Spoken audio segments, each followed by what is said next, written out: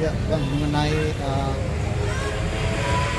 yang kita bicarakan tadi, Bang, mengenai KPU yang membatasi perpindahan TPS itu dibatasi tanggal 15 itu, Bang, gimana, Bang?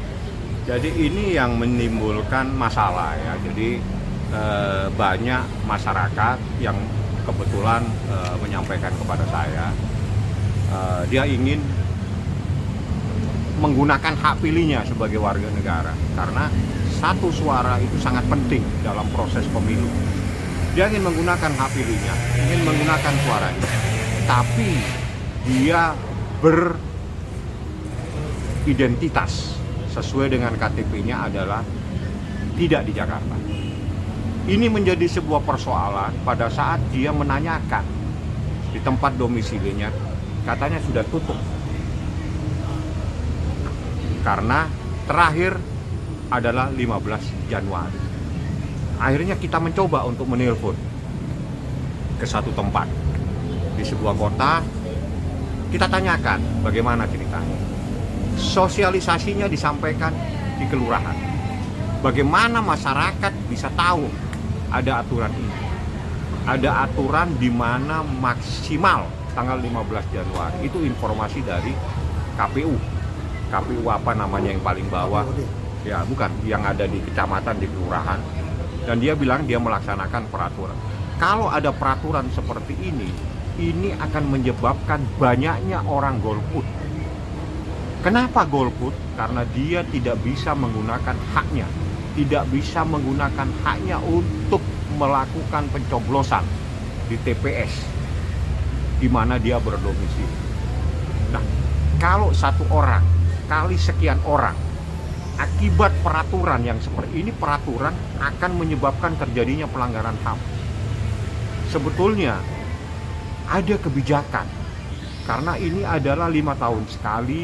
Kasihan hajatan orang ini, kan hajatan rakyat sebetulnya ya, rakyat yang mempunyai hajat untuk melakukan memilih siapa yang dia kehendaki, tapi akan menjadi hilang haknya manakala dia tidak tahu peraturan di mana maksimal tanggal 15 Januari. Informasinya seperti itu. Makanya yang saya harapkan sekarang, saya tidak tahu jalan keluarnya seperti apa. Kalau memang sampai detik-detik terakhir pun tidak ada jalan keluar, ya pasti banyak sekali yang golput nanti. Golput bukan karena keinginan, tapi golput karena adanya peraturan.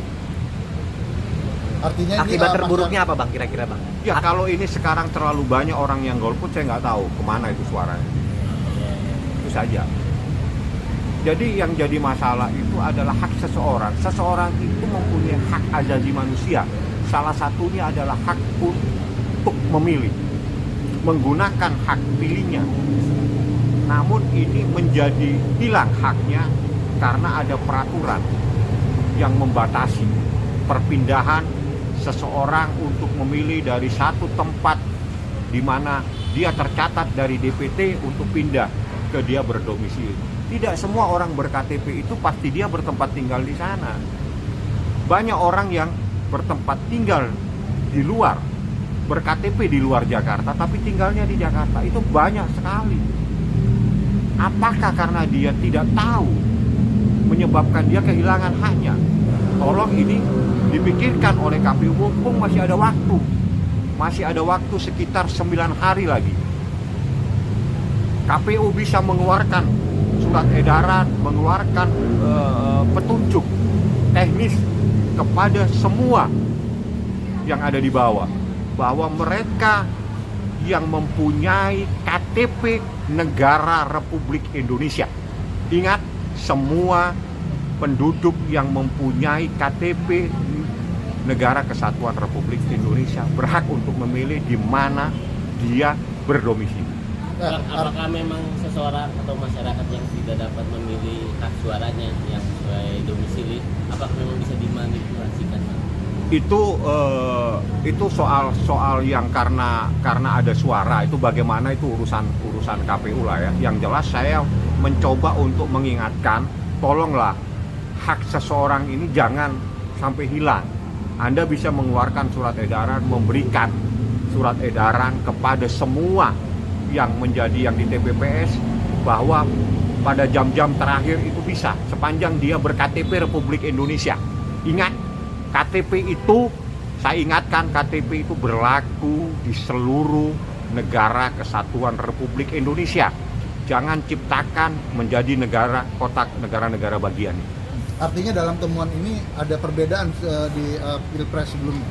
Ya kalau ini beda sama yang lain itu seingat saya, mudah-mudahan saya tidak salah, itu bisa datang di satu TPS, tunjukkan KTP tapi dia pada detik terakhir nanti dia mencoblos. Artinya dia masuk dalam DPT tambahan. Tapi ini sudah hilang. Kita tanyakan kepada tempat pemungutan suara di mana seseorang yang berdomisili tidak bisa. Kita tidak punya pengantar. Kalau pengantar itu kita tidak terima, terus ada aturan bahwa itu tidak bisa diterima, bagaimana ini kalau semua orang yang tidak tahu mekanisme ini? Bagaimana nanti banyaknya orang yang akan kehilangan hak suaranya? Terjadinya disinformasi ini, siapa yang patut disalahkan? Kalau melihat ini bukan persoalan salah atau benar, tapi ini adalah bagaimana penyelenggara itu memberikan hak-hak pemilih. Jangan dihilangkan hak pemilih. Artinya KPU masih bisa merubah sistem? Masih bisa. KPU itu bisa mengeluarkan surat edaran membolehkan sepanjang mereka ber-KTP Negara Kesatuan Republik Indonesia. Artinya memang betul dia warga negara Indonesia.